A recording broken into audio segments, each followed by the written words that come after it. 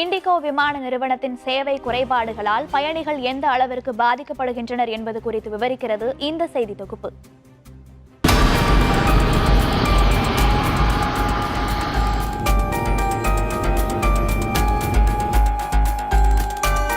தற்போதைய பரபரப்பான வாழ்க்கை முறையில் ஒவ்வொருவருக்கும் பயணம் என்பது தவிர்க்க முடியாத ஒன்றாக மாறிவிட்டது.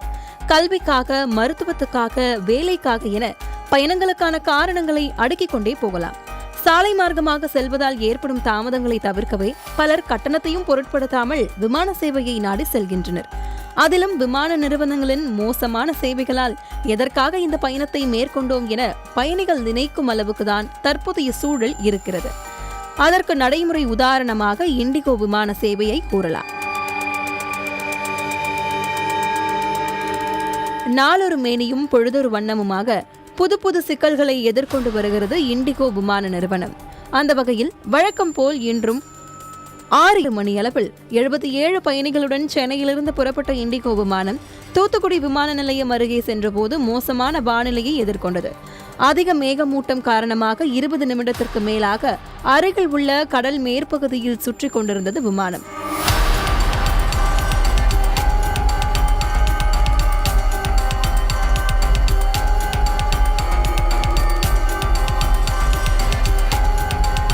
இருப்பினும் வெகு நேரமாக வானிலை சரியாகாத காரணத்தால் விமானம் மதுரை விமான நிலையத்தில் தரையிறக்கப்பட்டது.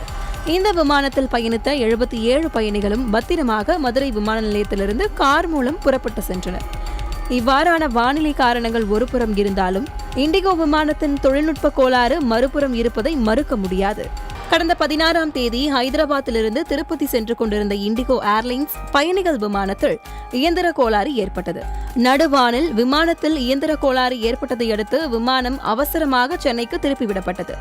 திருப்பிவிடப்பட்ட இண்டிகோ ஏர்லைன்ஸ் விமானம் சென்னை விமான நிலையத்தில் பத்திரமாக தரையிறங்கியது. விமானியின் துரித நடவடிக்கை காரணமாக 169 பயணிகள் உட்பட 177 பேர் நல்வாய்ப்பாக உயிர் தப்பினர்.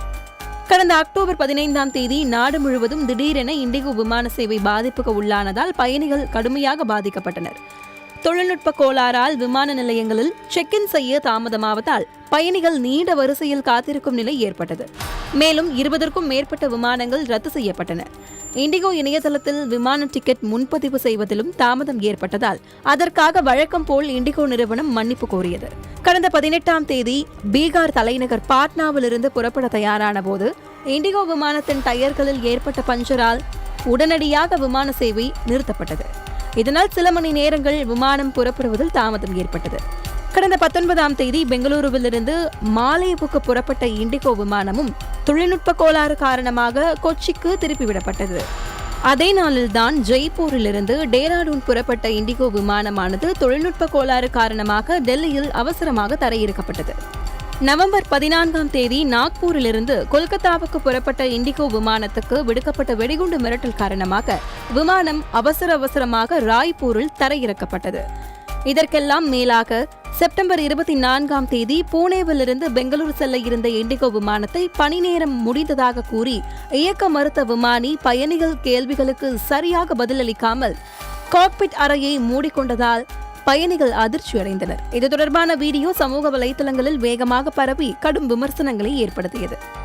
செப்டம்பர் 9ஆம் தேதி டெல்லி விமான நிலையத்திலிருந்து புறப்பட்ட இண்டிகோ விமானம் ஓடுபாதையில் மோதி விபத்தில் சிக்கிய சம்பவத்தில் அஜாக்கிரதையாக இருந்த விமானி சஸ்பெண்ட் செய்யப்பட்டார்.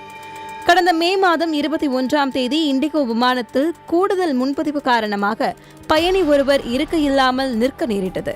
உடனே விமானி அந்த விமானத்தை டேக் ஆஃப் செய்யாமல் ஆரோ பிரிட்ஜ் பகுதிக்கு விமானத்தை திரும்பிக் கொண்டு வந்தார். இதையடுத்து கூடுதல் பயணி இறக்கிவிடப்பட்டு மீண்டும் விமானம் புறப்பட தயாராகவே சுமார் 1 மணி நேரம் தாமதம் ஏற்பட்டது. கடந்த ஜூலை மாதத்தில் கொல்கத்தாவிலிருந்து கவுகாத்திக்கு உள்நாட்டு விமானத்தில் பயணம் செய்த மோனிக் சர்மா என்ற நபர் தன்னுடைய லக்கேஜை இழந்துள்ளார். அந்த லக்கேஜின் மதிப்பு சுமார் 45,000 ரூபாய் என்று கூறப்படுகிறது. இதற்கு விமான நிறுவனம் இழப்பீடாக வெறும் 2,450 ரூபாய் வழங்கியதும் விமர்சனங்களை ஏற்படுத்தியது.